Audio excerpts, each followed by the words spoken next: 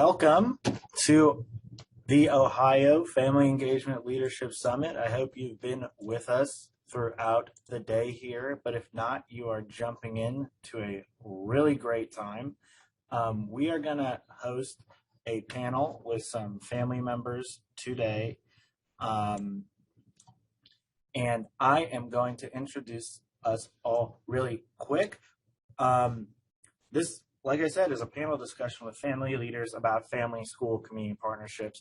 My name is Tom Capretta. I'm going to lead the conversation today, and I'm really excited to learn with these leaders right beside you. If you have questions for the presenter, we may not get to all of them today just because of time, but please use the Q&A feature to pass them along. Also, be sure to join the conversation on Twitter. Remember, we're using that hashtag #ChartNewTerritories.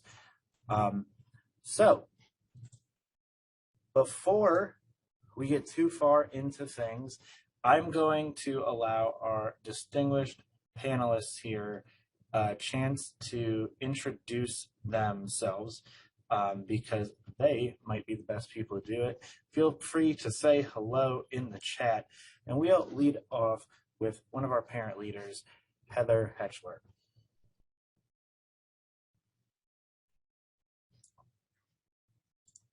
Unmute myself there. Thanks, Thomas, and thanks for having me today.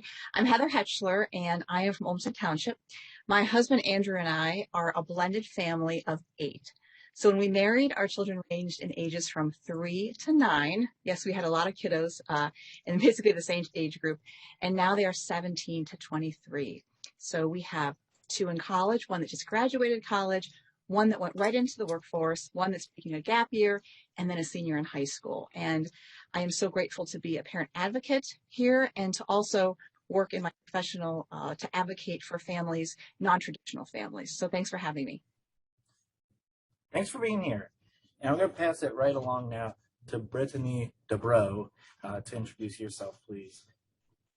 Hi, everyone. Thank you for being here and thank you for having me. My name is Brittany DeBro here in Pickerington, Reynoldsburg, Ohio area. I am a mother of 2 under 2 and a full-time bonus mother of a high schooler, actually 2 high schoolers and a 4th grader. I've been a parent advocate for about 2 years, and I'm really involved in our children's education. My husband and I value education, and so I'm super excited to be here and to talk with you all today. Thank you. Thanks so much. And we also have with us today Christy Gilfillan. Could you introduce yourself, please? Hi, everybody. I'm Christy. As you can see on the slide, I'm from Mount Victory, Ohio, which is a very, very small rural community about 45 minutes northwest of Columbus. If you blink, you'll miss it. I have 3 children, and all 3 of them have had very different school experiences and very different needs. And that's what brought me to you today, and I'm excited to be here. So thanks for having me. Absolutely. And I'll pass it on to our last panelist for today, Juma Akaria. How are you today? I am very well. For some reason, my video is not seen there. It says not allowed by the host. Anyway, hi, I am Juma Acharya. I am a parent. I am also a community representative. I represent Goodness Community in Central Ohio, and I have worked with different school districts at different capacity. I'm very happy to be in the panel. Thanks, and thank you all for being here today. We're so excited to have you. I'm actually going to turn off this PowerPoint so we can just have a conversation together. I'm going to kick this off, I think, with Christy, and just ask, what inspired you to take up a more active role in your child's education? Well, I think professionally for me, what I do for my full-time work is a service and support administrator for a local county board of developmental disabilities. So I was sitting with parents and schools almost every day for work. I have all school-age children on my caseload. So from preschool up until the middle of high school till 16, 17 years old is primarily the families that I have. And so I was in all different schools all over my county, hearing parents go back and forth between school and home all of the time, and seeing the challenges and the blessings both. And so when I heard about the Ohio Statewide Advisory Council, I was excited to be on there as a parent advocate, a parent representative, because I'm hearing from people from all over my county, and then I've had my own personal lived experiences that I can share. So that's really what inspired me to be here and get on the panel and get more involved. I've had wonderful experiences and I've had terrible experiences. And so I think I have a unique perspective of understanding the education world, as well as understanding what it's like to sit in the hot seat too. So thanks. Absolutely. And I'll pass the same question about what inspired you to get involved with your child's education off to Brittany, if you might add. So getting involved in my children's education is super important. I have 2 master's degrees, one in public administration, my master's in social work. So education is a value to my family. And so when I heard about the Statewide Family Engagement Center, I knew that that was something that I wanted to get involved in, to share my experiences as a blended family, being a young adult. I'm kind of the millennial, borderline Gen Z. So, but I also have Gen Z children, so I can bring that perspective and that lens to the table and navigating through the different nuances that our young folks are going through and the children are going through. And then, of course, having 2 under 2. So learning new techniques when it comes to education and how to teach them, cope with technology and how robust technology is becoming. So really excited to be a part of the Statewide Family Engagement Center. Thank you. And I'll pass that same question on to Juma now. What got you involved in your child's education? So there are a couple of things, but many of the things are so much relevant to what others have already spoken. But my involvement with my child education is he is my first child, but we have worked with the school at different levels, at different capacities. But the main reason why I'm involved with the Statewide Family Engagement and the education of my child is because I want to represent the community, because there is a lot about the community that is not seen in Central Ohio, although it's very prominent, but not very much represented. So I want to bring the perspective from the community experience. What is the experience of the community members about school, and how are families getting engaged? What are the challenges families have when they getting engaged to the school? So I want to bring that challenging perspective that families are facing in the community. Me as a parent, I'm a recent MSW graduate from Ohio State, but there are so many families that I work with who are not even been to school, have never seen a school of their kids. So I want to bring the challenges that these families bring and see what we can do as in a bigger circle to those. So that is my one of the main reasons why I'm more involved with it. I appreciate that. And I'll also throw it over to Heather for you to share what inspired you to get involved.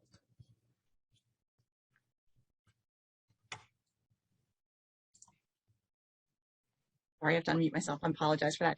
Becoming a parent is really what inspired me. I believe strongly in building community, and I believe strongly in being your child's advocate. So I have a child that was on an IEP, a child that was on a 504, a gifted child. I have 6 children, and they have 6 different pathways. And professionally, I'm a family communications consultant. I work with schools, I work with families to help them, bridge that gap. And so I wanted to be involved. I wanted to be able to teach my children to each advocate for their needs, even from a young age, and then to simply have conversations with the schools to learn about, how can we best address different things. I used to volunteer in the classroom to kind of get a sense of the classroom, to get a sense of the kind of the culture at the school. And I really encourage families and caregivers, if they can do that, we're all going to get involved in different ways. Our timing and our schedules, present different opportunities. But volunteering, attending meetings, and really being aware of what's going on in your children's school and what's going on with each of your children is really, really important.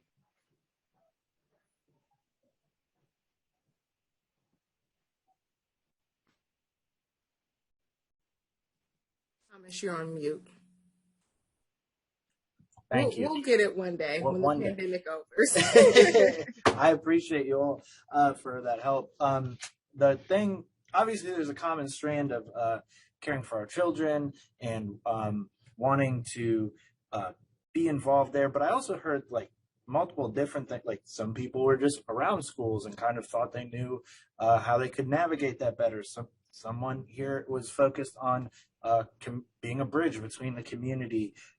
And others focused on advocacy and things. So I'm wondering, and I'll start just with Heather, since you spoke last, since everyone seems to have a slightly different perspective on what got them there, even though all was revolving around students and children, what did it look like for you to take that first step to maybe take a more active role in your child's education?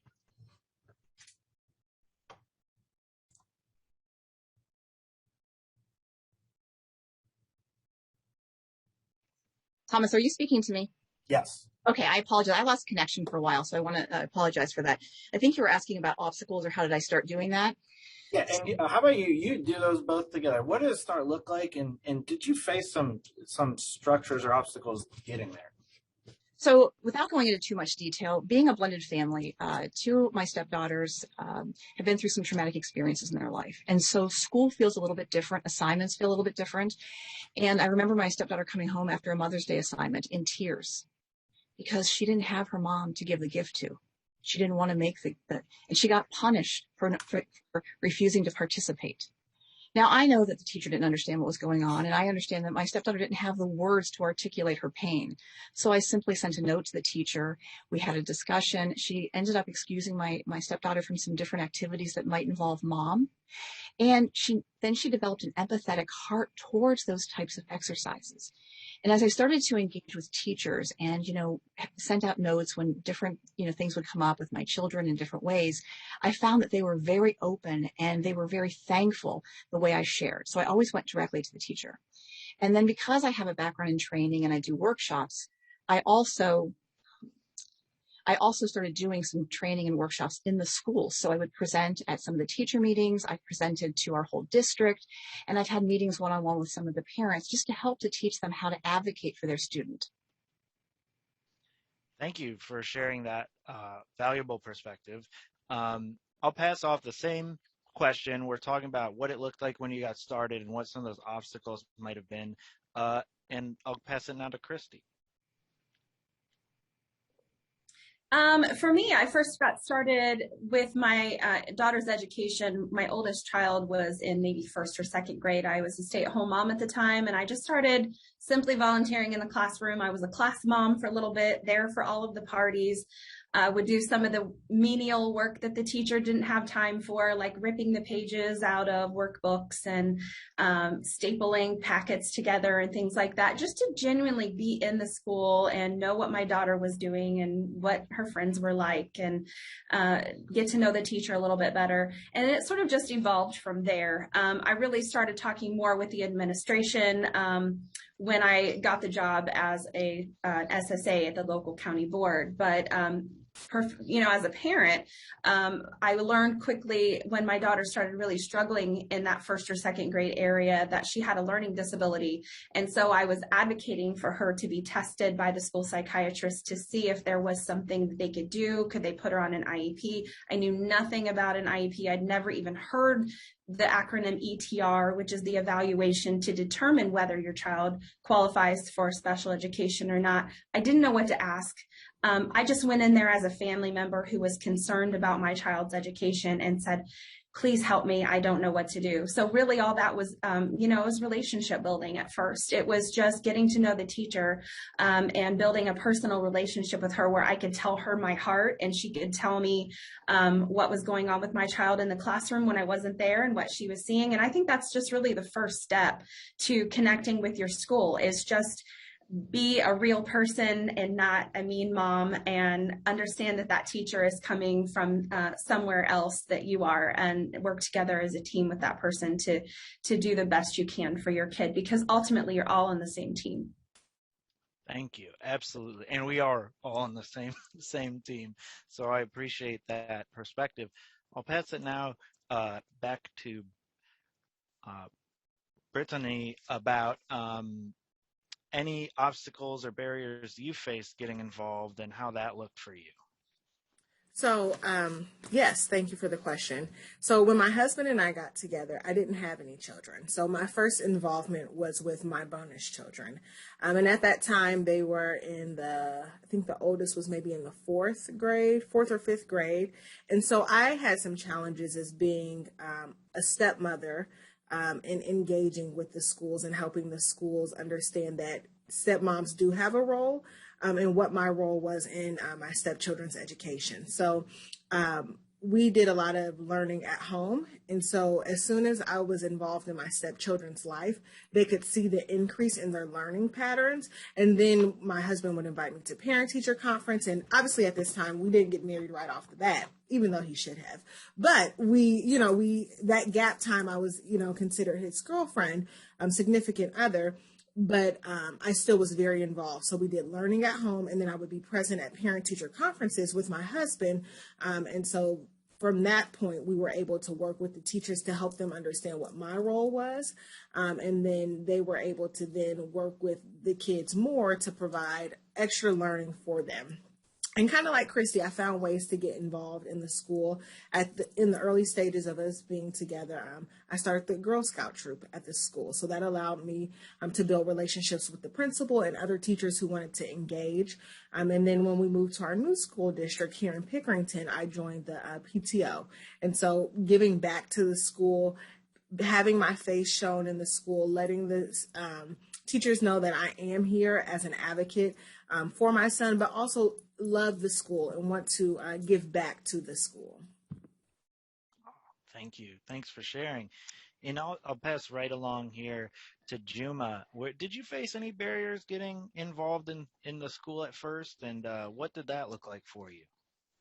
Yeah, I would love to share that experience that I have. I think the biggest barrier I have is the systemic barrier, because being new to the country and being new to the school system is so challenging, because even if you're born and raised here, been to the school, if the parents have been to the US school system, it is still challenging. I can hear from other participants in the panel that how challenging it is. But for me as a parent, as coming from an immigrant, coming from another country with a very different educational background, it was the systematic barrier was one of the greatest things, not knowing what school looks like, what is the system existing in the school, how do we get access to it. If I have to schedule an appointment with the teacher, do I have to schedule an appointment to meet the teacher? Because I didn't come from that background. We never have to schedule a teacher's meeting, because it is like as you go to the school, you get access to the school building. The other one is linguistic difficulties. I personally did not feel linguistic difficulty barrier, but then I have families that I work with. A lot of them, they are non-English speakers, so there were hardly any services in the school who can provide interpretation at the beginning. So because of that, there was a very big barrier. There is a wall between the parents and the school, like the parents did not get enough communication, information being transmitted to them in a proper way. The school tries, but there are so many things how much a school can do, because there are probably like 75 different languages are spoken by the students in one school district. It is hard to find interpreters, but again, at the same time, how do the parents get that information? That was the biggest challenge. I was still struggling helping with parents, because I have a family who speak a very unique language, and there is no interpreter that is available. So those are challenges. There is a cultural difference because I come from a very different background. And the school culture back home, I was teacher for 20 years before I came to US. So I know what school means back home, but it is so much total. It's North Pole and the South Pole when you come to the United States. The school system is so different. Just an example, the door is locked all the time for security reason, but I never have to lock my door back in the school where I was, because it was open. You can come in, meet the teacher and talk to them. So those were the very different. And the other thing is the expectation, what the teacher expects from the families. What is the teacher's expectation? The teacher expects, in a general, you say a puzzle is there and you're trying to put those puzzle pieces together. But there's something that's so unique that when immigrant families are coming to the United States, they have very different background and different experience in the school. Because in my own experience, I as a teacher, like the parents would expect me that everything what I do for their kids is for their development. So there is nothing against that. But here it is so much different. If there is a small thing, then the teacher have to write a note and send it. Like the one common example is my son fell down in the playground one day, and he has a very small scale which is not even noticeable. I got a call from the principal saying that my son fell down, and I was so scared that he fell down. But later after I knew the blood was not even seen there when he came home. So those things, there is a cultural difference. And the expectation of teacher, what the parents should do, like helping homework. If a family doesn't know how to read and write, how is he going to help homework? Like I'm struggling with families who do not know how to use internet, how to use email. Now teachers are expecting that parents will help homework. And those are the challenges that I struggle every day. So what I do is I try to pave the gap between the school and the community by connecting families and the school, telling them, hey, these are the challenges with this community. Do we have any resources that can pave that way, can solve this problem? So that's what I do. And challenges are there, but working on getting settled down and, help families. So yeah, there's so many, but I don't take them as the unsolvable challenges. These are all solvable, but we need a commitment, we need a coordination between families, a community, school, and different stakeholders. Absolutely. And I appreciate all of your perspectives. I appreciate that perspective as well. And I heard, like, the reason we have you on this panel, you all, and why we view you as leaders, not only in your communities, but for parents in our state, is because I heard a lot of you mention things that we try to help schools or educators get to, right? We talked about learning at home, right? Families are engaging all the time, not just in the school. We talked about assignments that reflect a culture that's relevant to your culture and home, and how hurtful that and not affirming that can be if we're not paying attention to things like that. We talk about teamwork and how this is kind of a continuous process. It's a relationship between the home and school, and relationships need to be nurtured. And I appreciate all of these comments, because like I mentioned, these are big concepts that we try to portray in our work. So now I'm wondering for you all,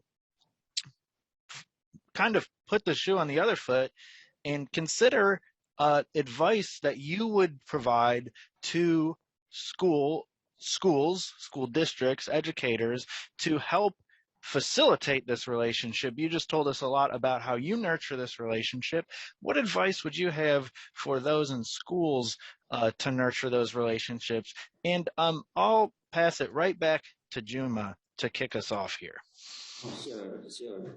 I think in schools, to me and to what I see with the family that I work with, and I hear from other co-workers that I work with, I think many times school try to do something, but it's not relevant to the family. It's not matching. So school needs to be more welcoming than what it is today, because I know there are different ways of saying welcoming. We keep saying Columbus is a welcoming city, but it's not enough. Not just being in the paper saying we are a welcoming city, or the school welcomes you, or just putting a country's flag on the wall of the entrance of the school is not enough for that. We need to join with the families and the ethnic community that exists within the school boundaries, so that you can coordinate with them, talk to them, hey, this is what we are thinking. Can you help us? Can the community help us to do this? How can we do? Maybe hosting a cultural event. Can we invite you to host a cultural event? Maybe. Or providing school space for the community to do something, so that is how the door gets open for them to feel, oh, yes, we are welcome, we can come. That's one important thing. The other one is, I think,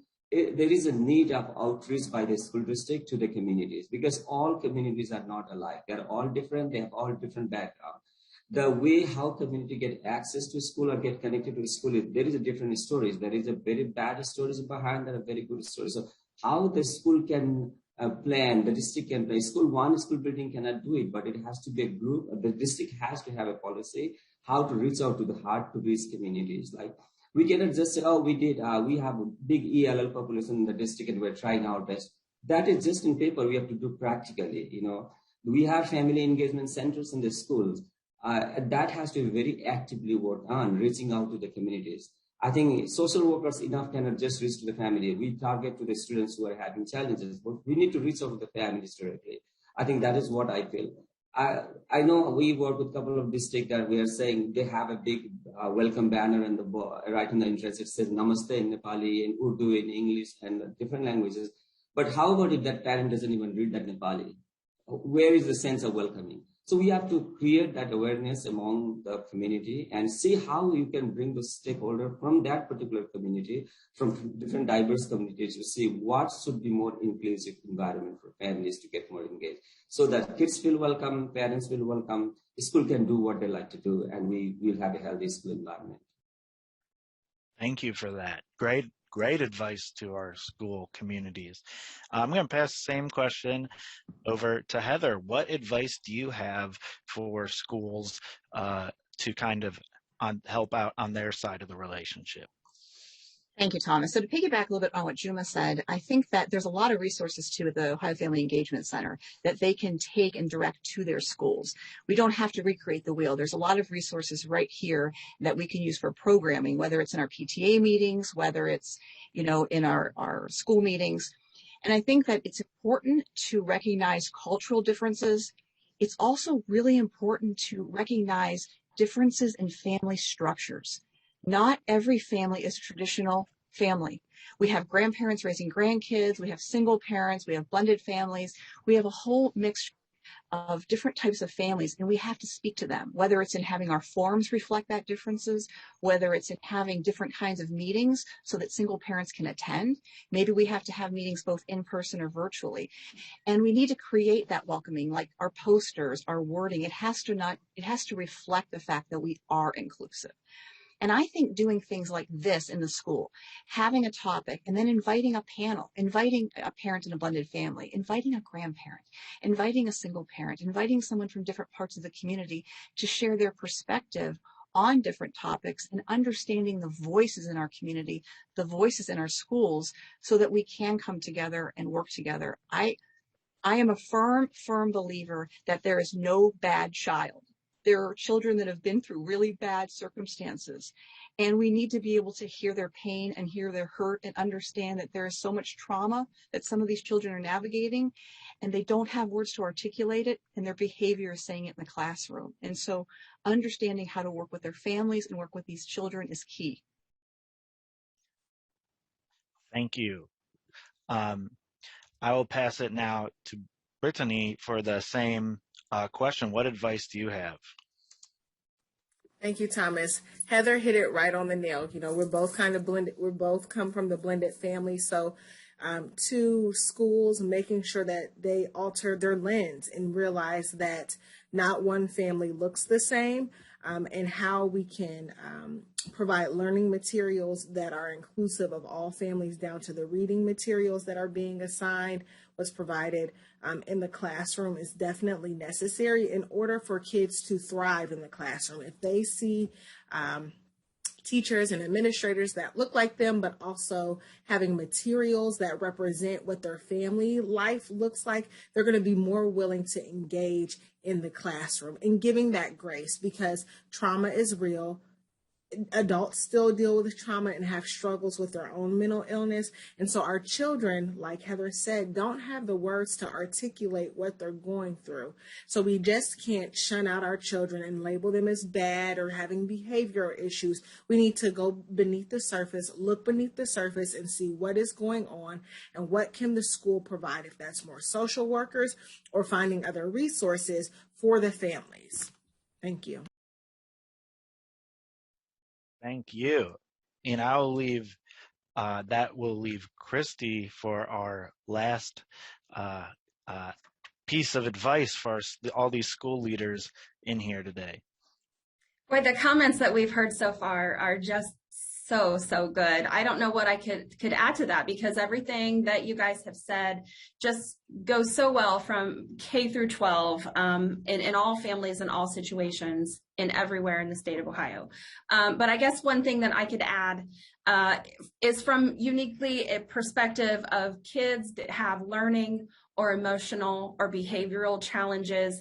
The schools have to do a lot better job of making the families feel valuable and making the students and family feel like they belong in the school.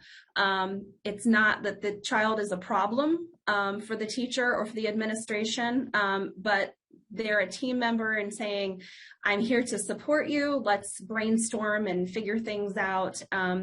One of the things that I've heard a lot of training on recently from the state support teams around special education is not using jargon in meetings. A lot of times that as a professional, we use acronyms a lot, and it just sounds like alphabet soup to parents. They don't know what you're talking about. They use professional words. I think all of us who have a job, and you could tell me about your job, Tom, and what goes on at Ohio State, and you would use words that I wouldn't know what you were talking about. You would use phrases and places on campus that you would talk about that I wouldn't understand. So we need to come at it from a perspective of we need to just speak very plain language. We need to meet the families where they are. We can't expect them to parent the way we would parent, or when somebody disagrees with something that a parent is doing, tread lightly. You know, you're not in the house 24/7. It's going to be okay. I think one of the big things that I have learned is that you can't want something for someone more than they want for themselves. You can lead, you can guide, but trying to force things to happen isn't the best way. And I've seen that, unfortunately, in some special education meetings a lot, where the parent feels very overwhelmed. It's very difficult to sit at the table as a parent and hear all about your child's disability, what they can do that every other child can't do, or how bad this person is, or what behavior they displayed and who they hit and what they said. And it's very, very difficult. So coming from a place of compassion and coming from a place of, I'm your team member and I want to help you, instead of any sort of judgment or I'm the professional so I know better. I think that's just the wrong way to go. And I've seen a lot of wonderful people. I myself, my son has a very wonderful special education teacher. She knows I work full time. The other thing is the communication. She can't call me when I'm at work and brainstorm with me or tell me how much she appreciates me or how much she loves my son, but she does it after school, and she does it a lot. And that makes the relationships so good. And I think that just communicating the way other people like to communicate. I have parents that I communicate that will only talk to me if I text them. That's something that you need to ask at the beginning of the school year. How do you prefer to be communicated to? What time of the day is best for you? And if you're in a family and they're not communicating with you, reach out to the school and tell them your preferences. I'm sure that there are plenty of folks that say, you know, hey, give me a heads up on what you like, what you need, and I'm there for you. I've not met a teacher that yet, in all of my decade of experience of having school-age children, that said, no, I don't want to help your child. That's why teachers are teachers. They want to help kids. They want to be there for kids, and they want to be there for families. Thank you so much. You hit on so many important points. I want to remind some of our guests that are with us today that not only are relationships key, but relationships with a firm foundation of trust are key. And there's actually activities that you can do, that you can prepare your educators and school staff to do, that help build this trust between home and school that serves as a firm foundation of relationship, of those relationships. Family engagement in building family school partnerships is not magic. There is research and practice that can get us to this point. So I encourage you to continue to expand your learning about those things and try new things and apply those things, evaluate those things, and keep moving on. I now want to just take a time to absolutely, from the bottom of my heart, thank our panelists. These people are not only leaders in their community, but they are leaders in the state. These people who took off work today, people are, taking time out of their day to be here with us, and they inspire the work that we do here. So please, in the chat, take a moment to thank our distinguished panelists for sharing their perspective with us today. And I thank you as well. Thanks for being here, you all. And just one more logistical thing. The next round of sessions starts at 1. It is the same situation as before. Go to the website, click on the links, and we'll keep this show on the road. But thank you to our great panelists. I appreciate it.